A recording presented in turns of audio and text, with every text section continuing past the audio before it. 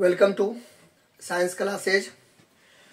आज अपने लोग विज्ञान की क्लास में पढ़ेंगे एम्फीबियंस के बारे में।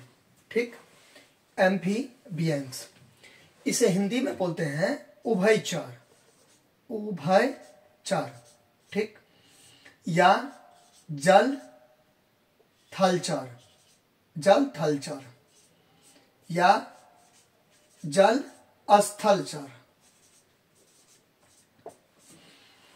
देखिए, जैसा नाम से स्पष्ट हो रहा है, हिंदी में यही खास बात होती है, नाम से स्पष्ट हो जाता है, क्लैरिटी हो जाता है नाम से। ठीक, इंग्लिश में आप थोड़ी देर के लिए कंफ्यूज कर सकते हैं। ठीक, हालांकि कोई कोई इंग्लिश वर्ड भी होता है जो कि क्लैरिटी देता है। ठीक है, लेकिन इंग्लिश तो इंग्लिश है। ठीक है, कंफ्यूज तो होंगे ही अपने लोग, लेकिन हिंदी में बहुत कम संभावना होती है कंफ्यूज होने का, क्योंकि शब्द कह देता है। ठीक है, चलिए, जैसे कि यहाँ पर अगर आप देखोगे तो ये उभय, उभय का मतलब क्या होता है? दो होता है। ठीक, उभय का मतलब दो, क्लियर। चर का मतलब चलने फिरने वाला। ठीक है, तो जो दो जगह चले फिरे ना, दो जगह रहे ना, उसी को बोलते उभयचर। ठीक, जल, जल मतलब जल, वही पानी, वाटर। थल जमीन, चर मतलब चलने वाला। तो जमीन, जल और जमीन पर चलने फिरने वाला। ठीक, ये भी सेम, स्थल मतलब वही जमीन। तो एम्फीबियंस क्या हो गया?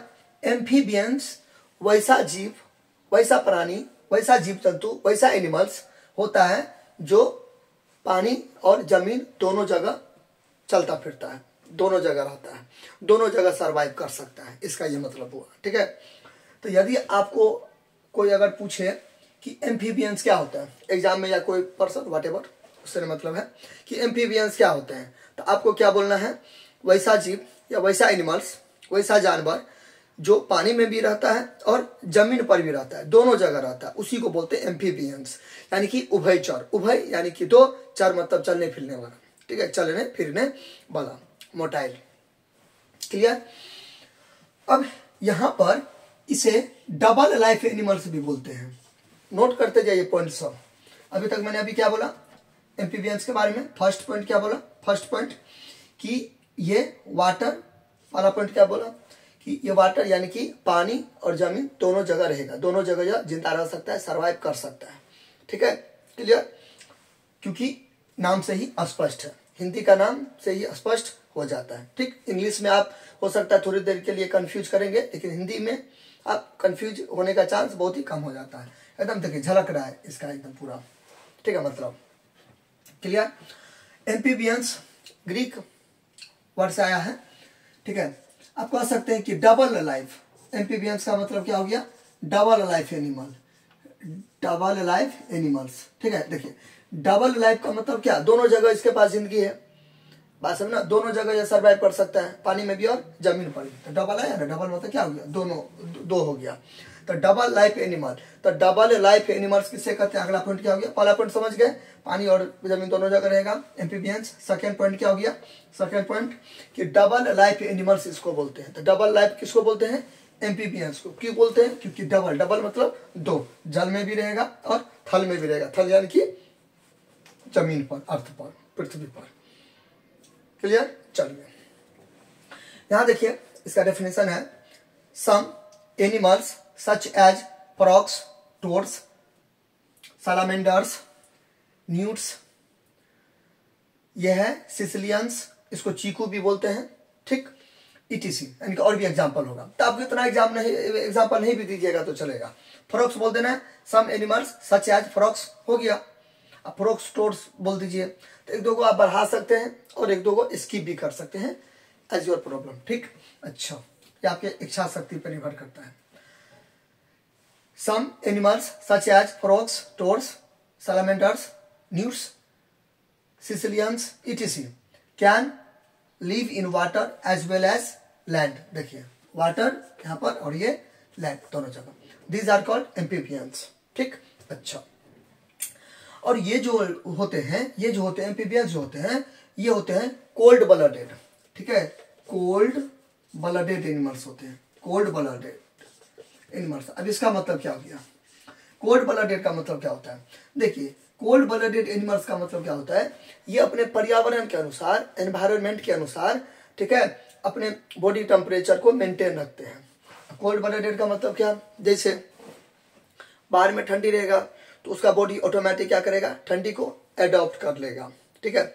बाहर में गर्मी रहेगा तो इसका बॉडी क्या होगा, गर्मी को एडॉप्ट कर लेगा, ठीक है। उसका जो ब्लड होता है ना, रक्त होता है ना, खून होता है ना, ठीक है, लहू होता है ना, जो भी समझिए आप, ठीक है, रक्त होता है ना, वो पर्यावरण के अनुसार क्या होता है, अपने आप को एडॉप्ट कर लेता है। बाहर में ठंडी रहेगा तो उसका ब्लड ऑटोमेटिक क्या हो जाएगा, एडॉप्ट कर लेगा ठंडी को। बाहर गर्मी होगा तो उसका ब्लड गर्मी को एडॉप्ट कर लेगा, यानी कि एनवायरनमेंट के अनुसार उसका बॉडी क्या होता है, वर्क करता है, ठीक है। लेकिन हाँ, एक चीज और आप याद रखिएगा, ये कम खाते हैं, ठीक है, ये जो है कम खाते हैं, कम खाते हैं। क्यों कम खाते हैं? देखिए, अपने लोग जो खाना खाते हैं ना, उसका बड़ा हिस्सा बॉडी के टेम्परेचर मेंटेन करने में चला जाता है। क्या तो कोई दिक्कत, अपने लोग जो भी खाना खाते हैं उसका ज्यादातर हिस्सा क्या होता है, बॉडी टेम्परेचर में चला जाता है, उसको टेम्परेचर को मेंटेन करने में चला जाता है, ठीक है। क्योंकि ब्लड को टेम्परेचर मेंटेन करने का रहता है। अपने लोग तो कोल्ड ब्लडेड एनिमल तो है नहीं, बात समझ ना, कि बाहर में ठंडी पड़ेगा तो अपने लोग का ब्लड ठंडी हो जाएगा, बाहर में गर्मी पड़ेगा तो अपने लोग का ब्लड गर्मी हो जाएगा, इस टाइप का तो है नहीं अपने लोगों में, ठीक है। तो इसलिए अपने लोगों को खाने की रिक्वायरमेंट ज़्यादा होती है, ताकि ज़्यादा से ज़्यादा एनर्जी बने, वो एनर्जी शरीर को एनवायरनमेंट के अनुसार मेंटेन करने में अपना एनर्जी खर्च कर सके, जैसा कि एम्फीबियंस में नहीं होता है। इसलिए इसको कम खाना पड़ता है, क्योंकि भाई नेचर ही ऐसा है, उसका बॉडी का प्रकृति ऐसा है कि एनवायरनमेंट के अनुसार अपने आप को वो क्या कर लेगा, बदल लेगा, ठीक है। तो इनको जब बच्चे को जन्म देने का रहता है, ठीक है, बच्चे को पैदा करने का रहता है, तब ये पानी में रहते हैं। लेकिन जब उनका बच्चा एडल्ट हो जाता है, बड़ा हो जाता है, तो पानी और जमीन दोनों पर आ सकता है।